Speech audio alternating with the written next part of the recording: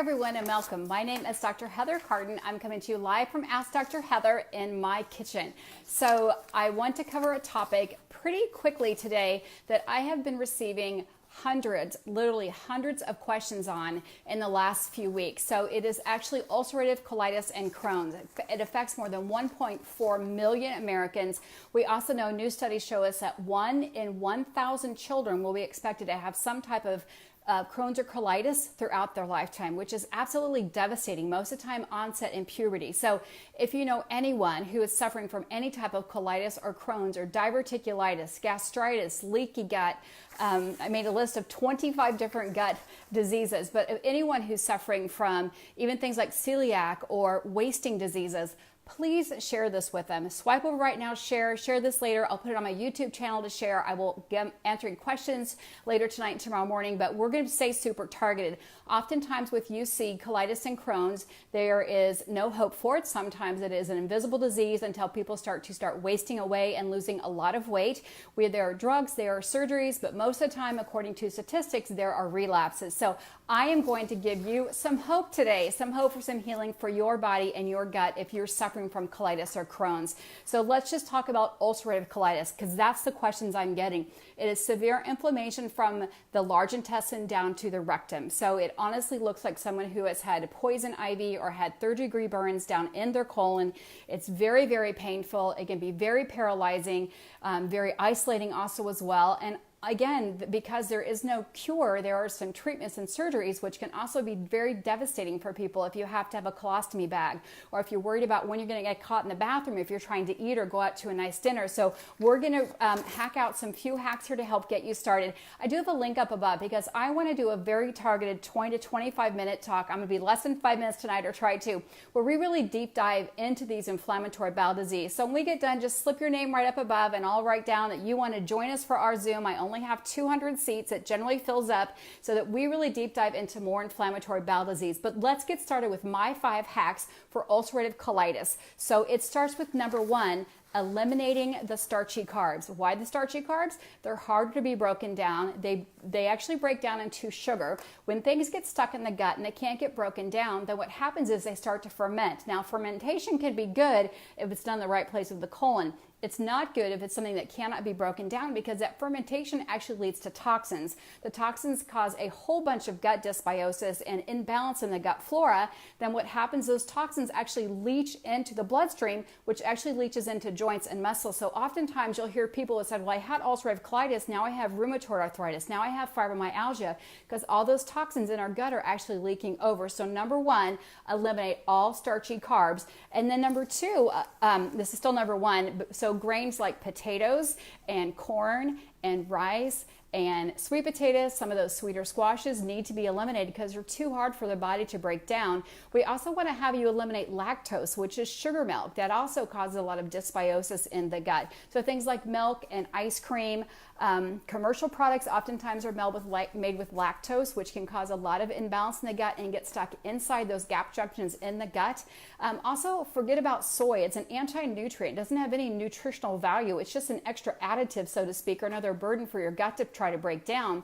Also want to eliminate any type of sugar, table sugar, turbinado sugar, any sugar in any form, maple syrup, because sugar feeds inflammation no matter where it is. But we're talking about gut inflammation right now, because that sugar will actually cause a further dysbiosis. Not only does it cause inflammation, it also feeds the microflora of the gut, like candida and other things. It feeds strep, it feeds E. coli. It can lead to things like H. pylori, because all those bacteria love sugar. So eliminate all the sugar. Most of the time I'm going to have you eliminate fruit as well, except for fruits like avocados and tomatoes and things like that, if tolerated.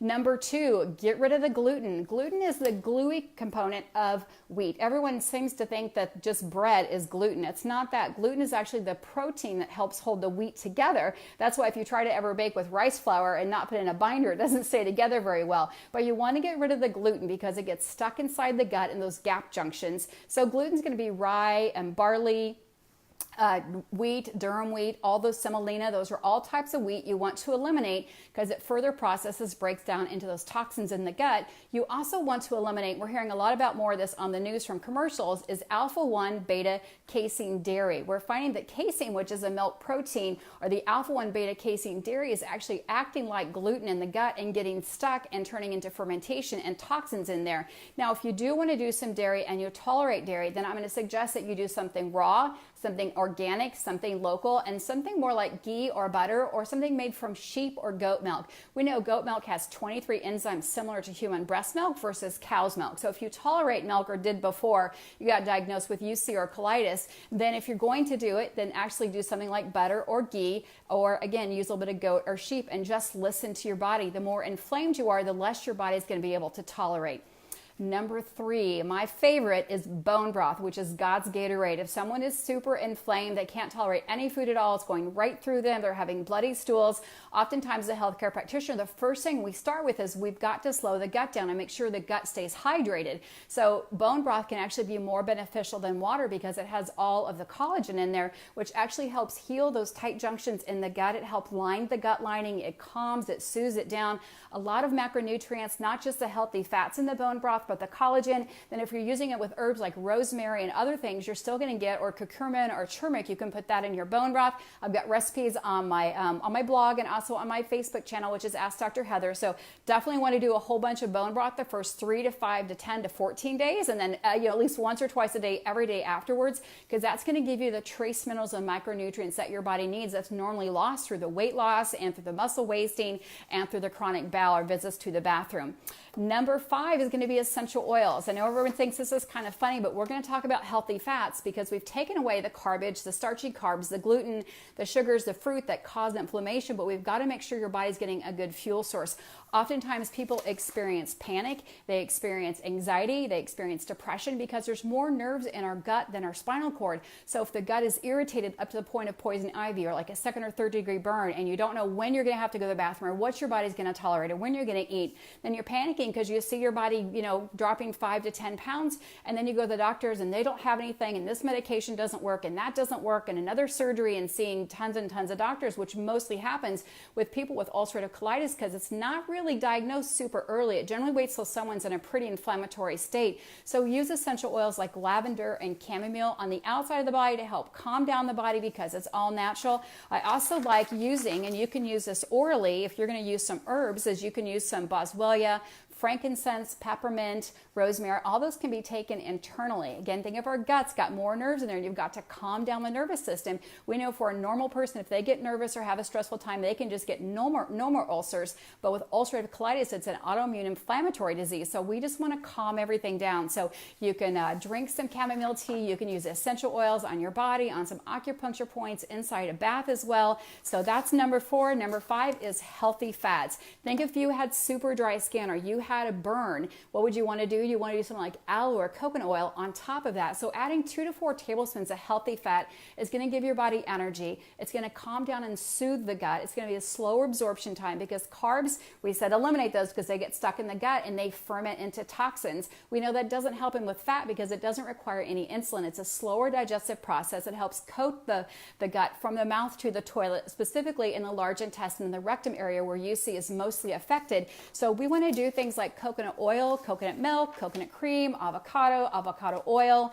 If you can tolerate, do some nuts and seeds or nut seed butter, but you can also just do sesame seed oil. So whether you're lathering it with your skin or you're oil pulling it or you're putting it on some of your vegetables, because a lot of times you can't tolerate even steamed vegetables, you just want to pulverize those, so you're getting all those trace macronutrients. So that is my 5-minute hack in giving you some hope, someone who's suffering from UC or Crohn's. I'll come back and answer questions.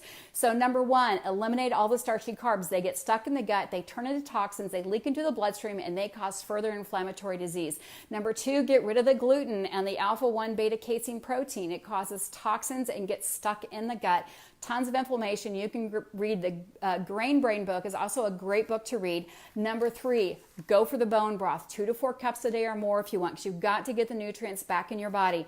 Number 4, use essential oils. You've got to calm down the nervous system, the immune system. So all those can be done with actually something natural natural, like essential oils that are actually laced in fats. And number 5, up the healthy fats, because that's where your body's going to get the energy from. It's going to calm down the immune system. It's going to calm down the autonomic nervous system, and it's going to feed your body all those amazing things. So I want to thank you guys for joining me tonight. And again, if you know someone suffering from some type of colitis, some type of gut issue, please share this with them, because I want them to have hope, because oftentimes they're told there's no cure, there's just a list of drugs and surgeries we can try.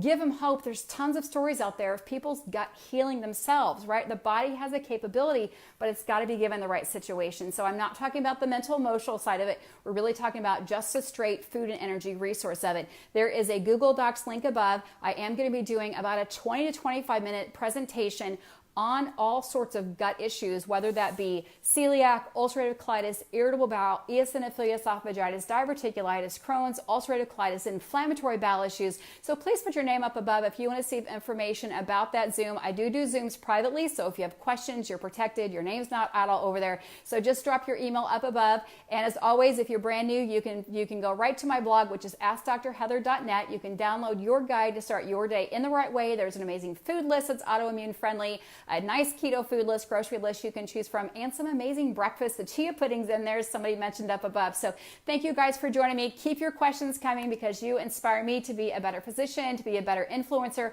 and to really help you guys at a bigger global stretch. Because in the office, I'm one person at a time. This allows me to help more. So if you know someone suffering from ulcerative colitis or Crohn's, let them know there's hope. Let them know there's hope in healing, and have faith in your body that it can do the right thing. So again, thank you for joining me. This is Dr. Heather saying have an amazing evening.